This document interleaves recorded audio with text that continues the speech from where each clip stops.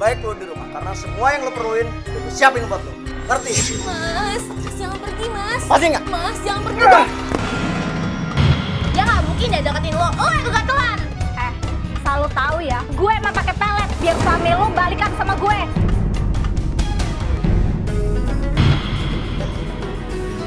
Lumayan mas, buat temenin aku di rumah. Namanya siapa mbak? Namanya Derry. Derry. Yaudah, aku pergi dulu ya. Antarin sesuatu. Apabila kamu telah menyelesaikan ibadah hajimu, maka berzikirlah dengan menyebut Allah. Sebagaimana kamu menyebut-nyebut membangga-banggakan nenek moyangmu, atau bahkan berzikirlah lebih banyak dari itu. Maka di antara manusia ada orang yang berdoa, "Ya Tuhan kami, berilah kami kebaikan di dunia, dan tiadalah baginya kebahagiaan yang menyenangkan di akhirat." Quran Surat Al-Baqarah ayat 200.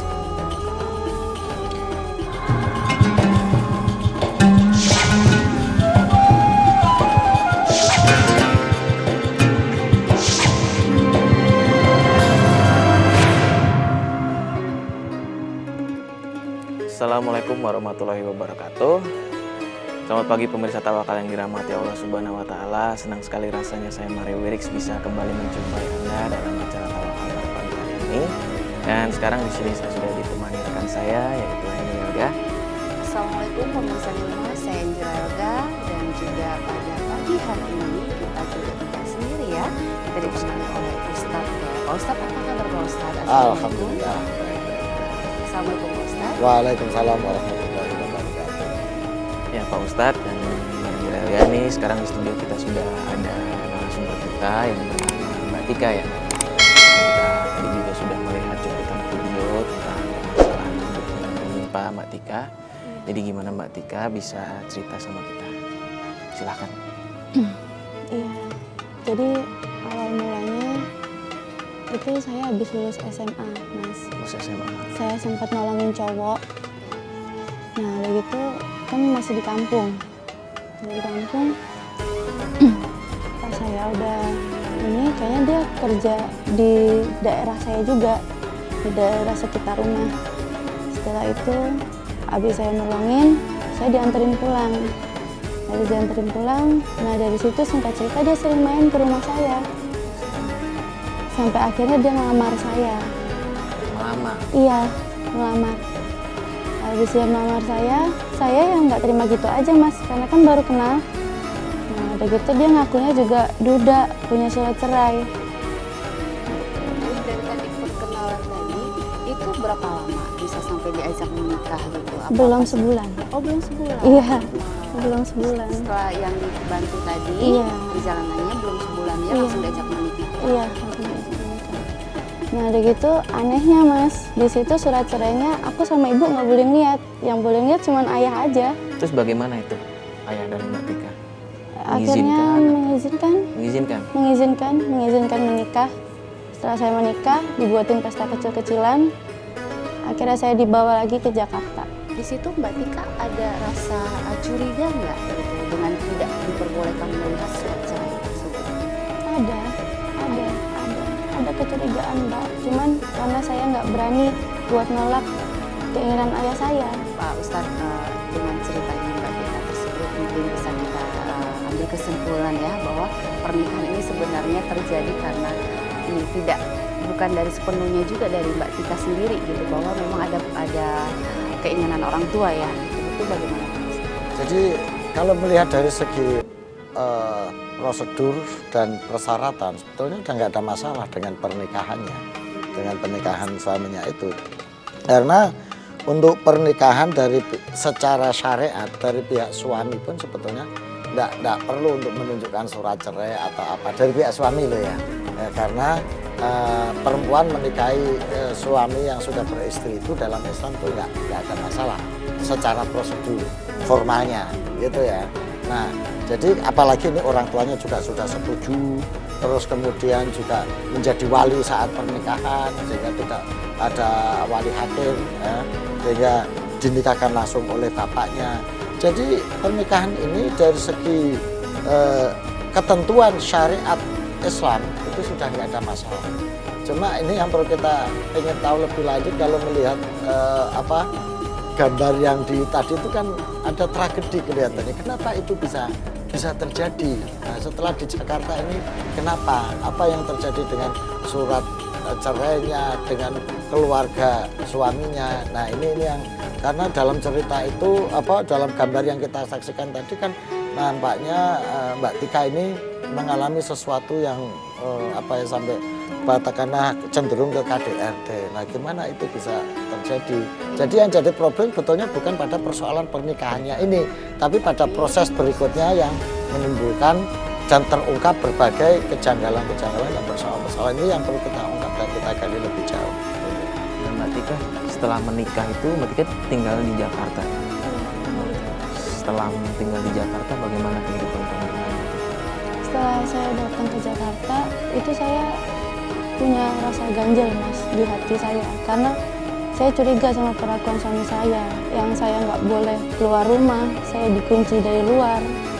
Begitu juga semua persediaan itu yang saya butuhkan udah tersedia di situ.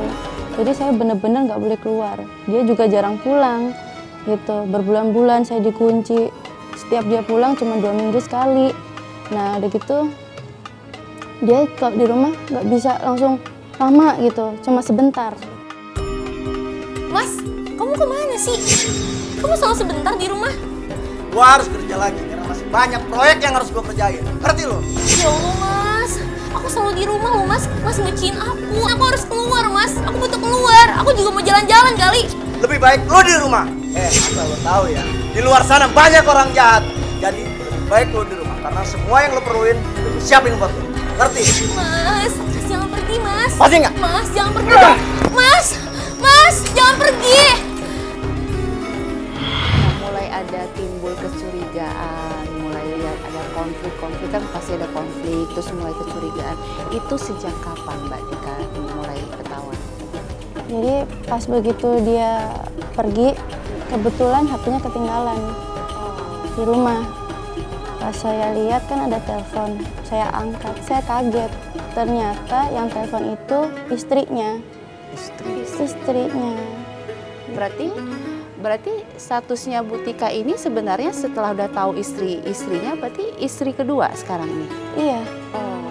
Istri kedua. Lalu yang kaitannya dengan surat cerai yang tadi itu gimana? Apakah ini istri yang sudah dicerai atau bagaimana ini? Iya. Apa yang terjadi sebetulnya? Jadi gini, itu surat cerainya ternyata surat cerai palsu. Dia bilang katanya surat cerainya itu baru mau diurus. Ini Mbak Angela, kalau pernikahan ini dasarnya sudah bukan dasar kejujuran. Sudah niatnya bukan niat kebaikan, tapi niatnya hanya sekedar untuk menuruti keinginan hawa nafsu. Nah, ini makanya para fuqaha atau ahli hukum fikih itu membagi hukum pernikahan itu tidak hanya satu, Mbak Angel. Hukum orang nikah itu ada 5. Bisa wajib dengan kondisi tertentu, persyaratan tertentu, itu hukum nikah menjadi wajib. Misalnya ya, dalam kondisi bahwa ini betul-betul ada kondisi darurat yang mengharuskan dia harus nikah daripada nanti terjebak pada perbuatan zina, terjebak pada perbuatan yang tidak baik, membawa kerusakan-kerusakan yang lebih besar, maka hukum menikahnya itu menjadi wajib. Ada juga yang sunnah, gitu. Kalau ini keadaan normal-normal saja, ya, nggak ada suatu alasan yang membuat dia terpaksa harus melakukan itu. Dan ketika nikah ini bisa menjadi haram.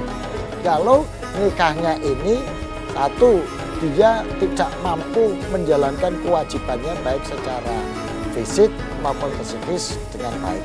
Yang kedua, menikah hanya untuk tipu menipu, menuruti keinginan, membuat kerusakan-kerusakan yang lebih berat.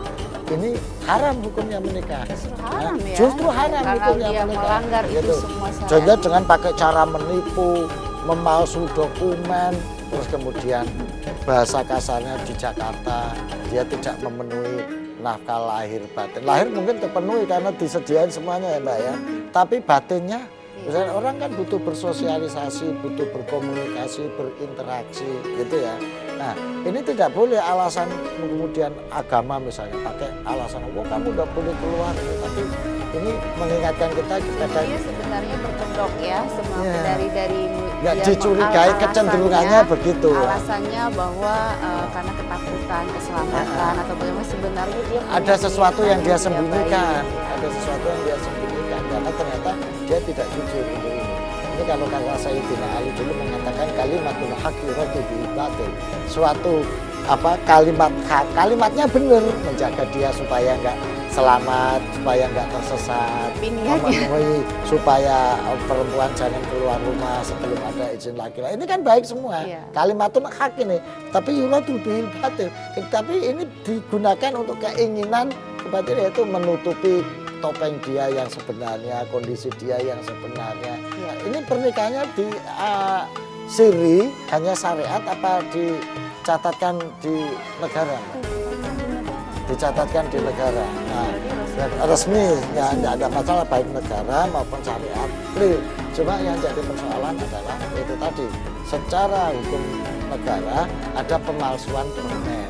Terus proses rumah tangganya berikutnya gimana? Setelah itu Ya, setelah itu dia kan ngurus surat cerai itu Mbak sama istri yang pertama ya kan. Pas udah cerai, hidup saya udah normal, dia juga sering ada di rumah ya kan. Nah udah gitu, tapi di situ saya juga nggak lama bahagianya, cuma sebentar aja. Setelah dia 2 tahun cerai, dia balik lagi menjalin hubungan di belakang saya. Dia sering chatting, saya sering lihat chattingannya.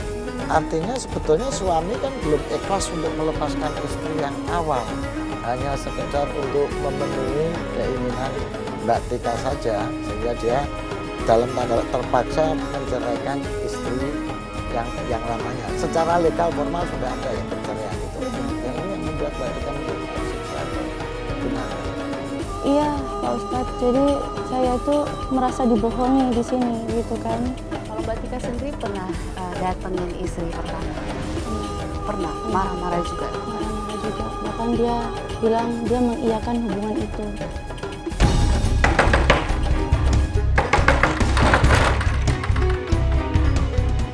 Ngapain lu kesini? Mbak udah cerai sama suami saya, ngapain sih masih ganggu? Suami? Dia yang datang ke gue. Dia nggak mungkin dia deketin lo yang kegatelan. Selalu tahu ya, gue emang pakai pelet biar suami lu balikan sama gue. Ih, jahat lo ya. Keluar gak lo? Nah Pak Ustadz, ini sebenarnya kita juga pengen tahu ya Pak Ustadz ya, sebenarnya ini hukumnya bagaimana Pak Ustadz dengan orang yang sudah bercerai tapi kembali lagi berhubungan? Ya tidak boleh. Tidak boleh. Tidak boleh. Sama saja dengan berzina ya Pak Ustadz Iya, ya? kalau sampai terjadi hubungan secara biologis itu maka sama dengan hubungan berzina. Karena posisi istri yang sudah diceraikan oleh suami sebelum ada rujuk kembali itu sudah seperti orang lain, gitu ya, sudah seperti orang lain. Jadi mau dia kalau berhubungan sosial biasa nggak masalah karena posisinya juga seperti yang lain-lain. Tapi kalau sampai berhubungan badan atau ada nafsu keterkaitan lagi itu yang disebut dengan perzinahan itu. Tapi selagi cuma bergaul, berinteraksi sosial, ya sebagaimana layaknya yang lain ya enggak apa-apa. Apa yang paling menyakitkan buat Mbak Tika pada saat Mbak Tika melihat di dalam chatting? Jadi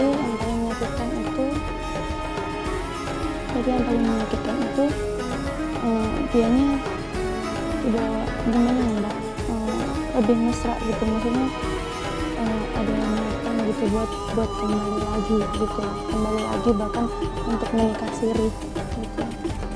Kalau caranya talaknya langsung talak 3, maka untuk balik dengan istrinya lagi itu harus ada mukhalilnya dulu, gitu loh. Harus istrinya dinikahi seorang laki-laki dulu, setelah itu diceraikan baru dia boleh balik lagi. Kalau ini sudah talak 3, tapi kalau masih talak bain artinya belum talak 3, masih ada kesempatan untuk balik, itu bisa balik langsung. Tadi kita nyatakan bahwa nikah siri atau nikah dengan posisi seperti itu, ada surat cerai, itu semuanya sah. Tetapi di balik itu, apa sih yang terjadi kalau ini ternyata menimbulkan penderitaan? dia kemudian setelah tahu ternyata masih ada cinta yang lain yang ternyata membuat hatinya robek dan terluka, yang ternyata menimbulkan penderitaan yang terus-menerus. Padahal hakikat perkawinan ini kan sebetulnya untuk menuju kebahagiaan, memperoleh keturunan yang baik, memperoleh status hukum yang jelas, memperoleh ketenangan hidup, kan seperti itu. Ketika emang selama pernikahan itu ada hal yang mencurigakan dari Mbak Tika.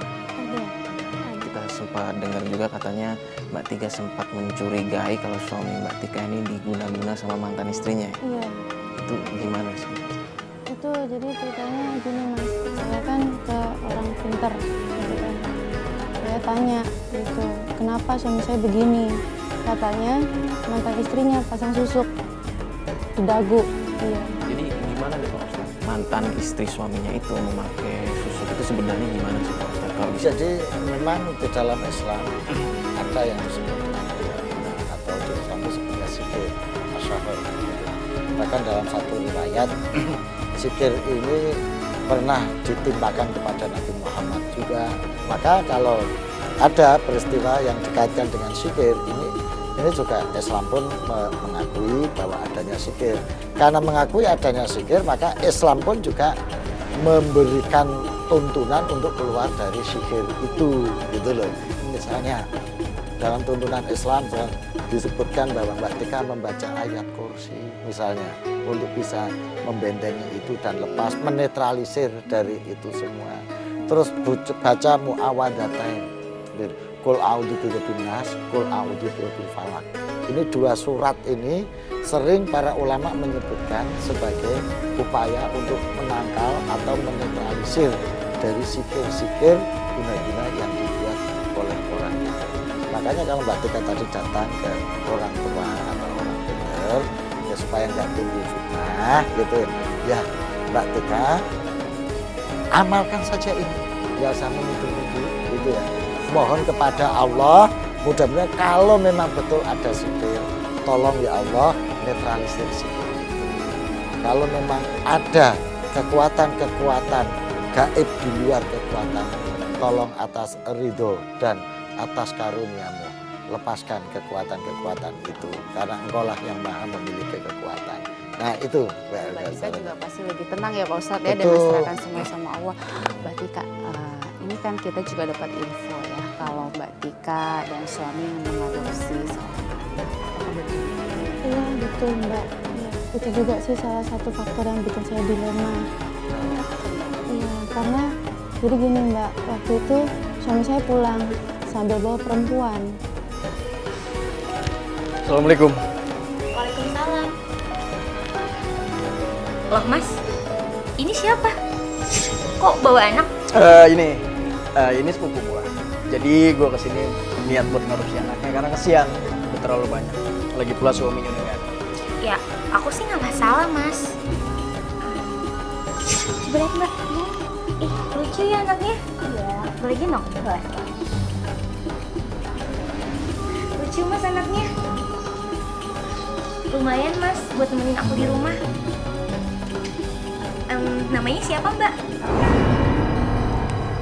Namanya Derry. Derry. Yaudah, aku pergi dulu ya, nganterin sepupu aku. Kamu urus baik-baik anaknya. Aku titip. Iya Mas.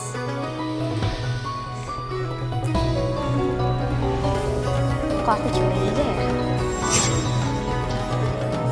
Kok Mas Eko tahu namanya? Lihat-lihat, mukanya mirip.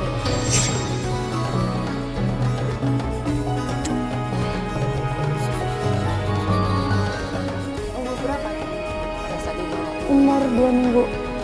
Masih Masih bayi. Di situ perasaan saya seneng tapi campur curiga. udah mulai ada curiga di situ. Iya. Tapi Mbak Tika nggak langsung tanya kepada suami apa yang dicurigain sama Mbak Tika tuh nggak langsung diutarakan langsung. Enggak, saya nggak utarakan. Saya utarakan dengan saya tanya nama anak itu, gitu. Nah, sepupunya mau jawab tapi bingung. Yang jawab malah suami saya, gitu. Terus saya lihat juga ada wajahnya ada kemiripan sama suami saya. Oh dari situ ya, mulai kan karena juga kan Mbak Tika ini seorang istri, pasti tentunya ada kecurigaan-curigaan yang timbul ya. Gitu.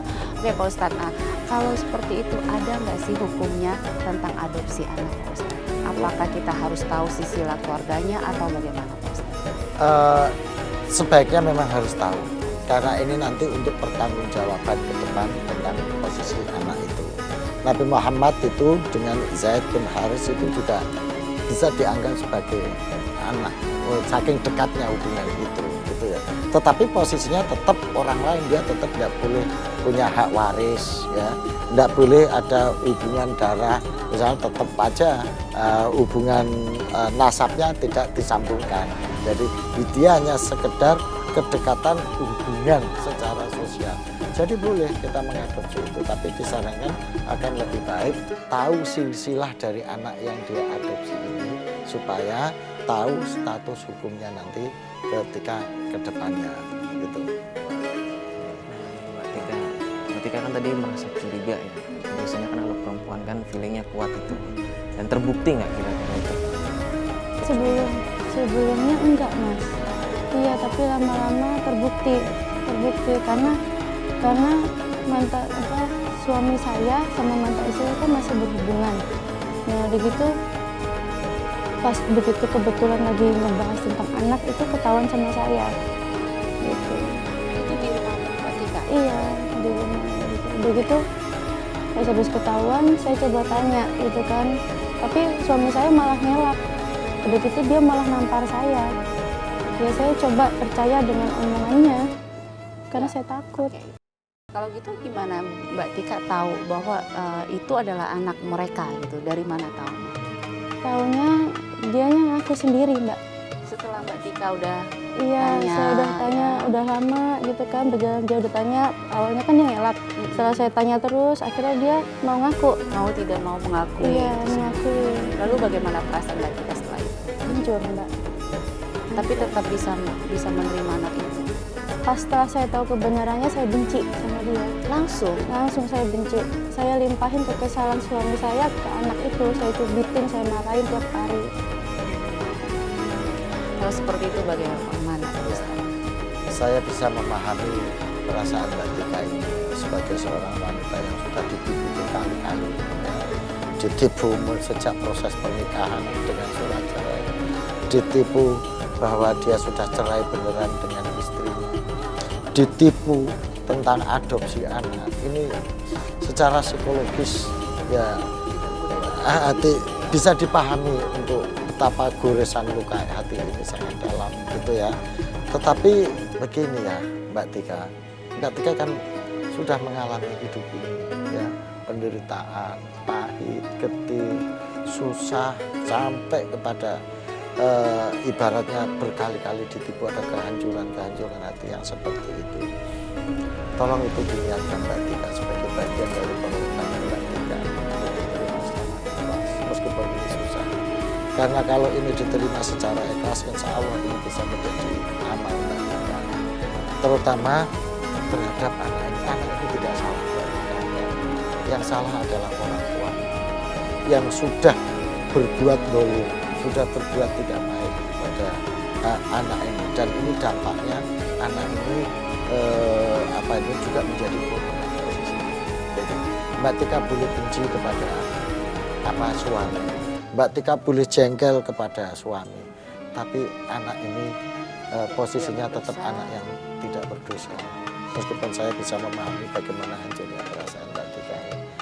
Kalau insya Allah Mbak Tika ikhlas menerima anak ini, ya, meskipun dengan segala kesulitan, ini bisa menjadi pintu masuk untuk menjadi jalan keluar dan memperoleh rahmat dari Allah. Karena anak ini sebetulnya tidak berdosa, anak ini sebetulnya tidak berdosa. Jadi tolong dirundingkan yang baik dengan suami. Itu Mas, aku nggak bisa seperti ini, karena hidup berumah tangga itu adalah intinya untuk membuat ketentraman, kebahagiaan. Tapi selama kamu hidup berumah tangga ada masalah, itu satu. Yang kedua, bisa dilibatkan orang tua untuk diajak bermusyawarah. Karena posisi dalam Islam kalau terjadi nusus istilahnya atau konflik dalam hidup berumah tangga itu boleh didatangkan hakam atau penengah, itu bisa datang dari pihak keluarga. Jadi mungkin bisa dimusyawarahkan dengan bapak, karena dulu bapak yang dari awal juga sudah setuju untuk ini. Libatkan keluarga supaya Mbak Tika tidak sendirian, ya. Jadi alhamdulillah ini bisa cerita di forum tawakal ini ya Mbak Angel, Mas Mario, sehingga paling tidak ini bisa menjadi kanalisasi. Pak Ustadz, tadi kita sebelum syuting tawakal ini kita sudah mencari informasi tentang suami dari Mbak Tika. Insya Allah kita akan menghubunginya sekarang. Kita coba obrolin baik-baik. Semoga kita bisa kayak kita. Assalamualaikum, dengan Bapak Rey, benar? Iya benar, Bapak. Assalamualaikum Pak. Di sini saya Mario Rix dan di sini ada Mbak Angelia dan juga Pak Ustadz. Sebenarnya ada permasalahan apa sih Mas? Kenapa sampai Mas kita dengar cerita di sini sampai Mas membohongi istri Mas dari awal dan juga ternyata Mas punya hubungan dengan mantan istri Mas sampai punya anak di situ? Anak saya pulang kan sama Tika tidak berani lebam-lebam. Ya tahan anak ini sama Tika.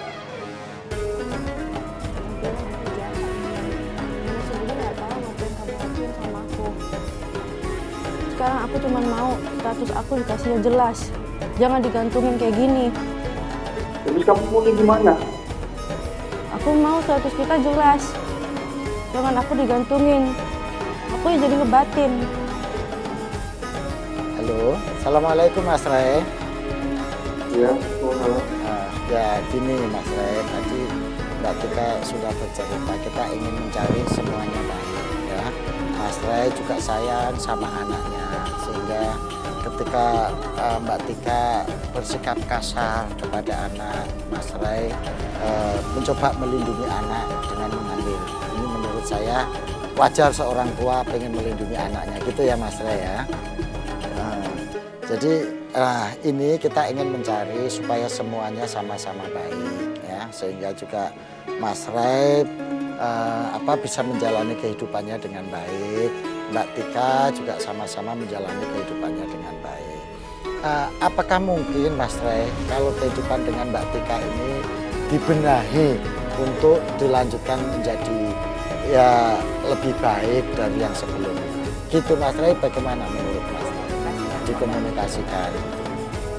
Tapi anak saya tuh dipulangkan sama dia yang kadang lebam-lebam.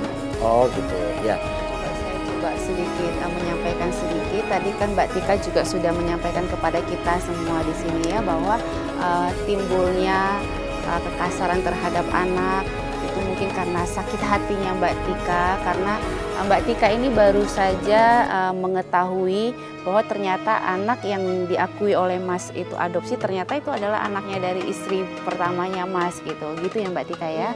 Nah itu yang sebenarnya konfirmasi itu sebenarnya mula permasalahan itu gitu Mas. Itu bagaimana tanggapannya Mas?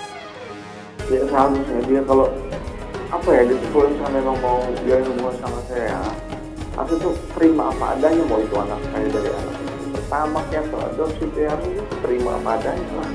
Gak usah kasar kayak gini. Ya, tapi begini Mas, ya sebaiknya kita sama-sama introspeksi. Kalau nggak introspeksi masing-masing, ya susah. Karena Mas Ray juga bisa nggak memahami kondisi psikologis istrinya, betapa sakitnya orang yang dibohongi berkali-kali, orang yang dikhianati dan dibuat tidak jujur gitu.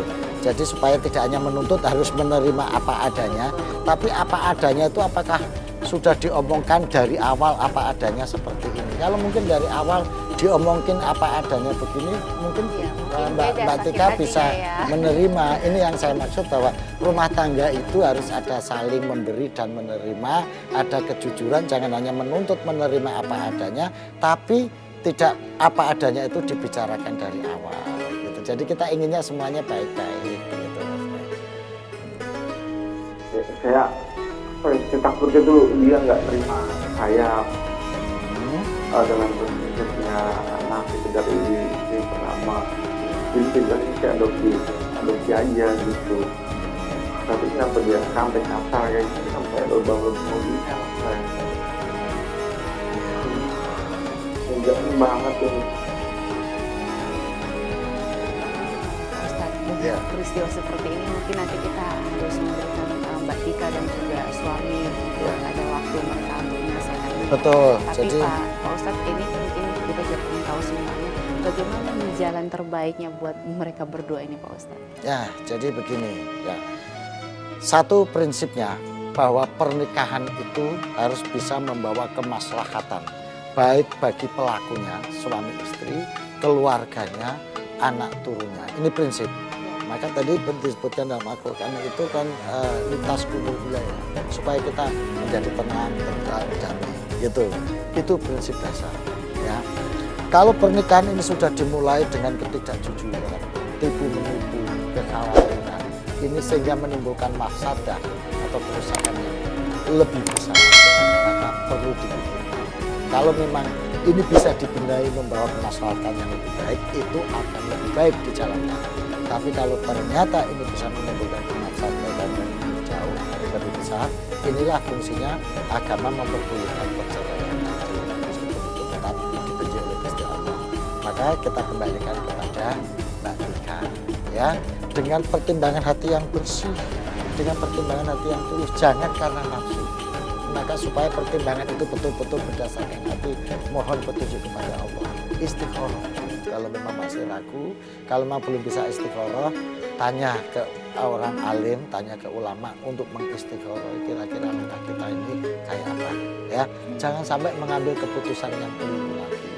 Jadi prinsipnya, kalau memang dipertahankan ini bisa membawa kebaikan yang baik, harus dipertahankan. Tapi kalau ternyata ini membawa masalah penderitaan, maka boleh melakukan demi kebaikan bersama. Ya, terima kasih Pak Ustadz. Terima kasih juga Mbak Tika yang sudah hadir di sini mau bercerita tentang masalahnya. Semoga bisa menjadi pelajaran kita semua di sini ya Pak Ustadz ya. Ya, demikian acara tawakal pada pagi hari ini. Saya Mario Wiris mau undur diri dan juga rekan saya Angel Elga undur diri untuk pagi hari ini. Assalamualaikum warahmatullahi wabarakatuh.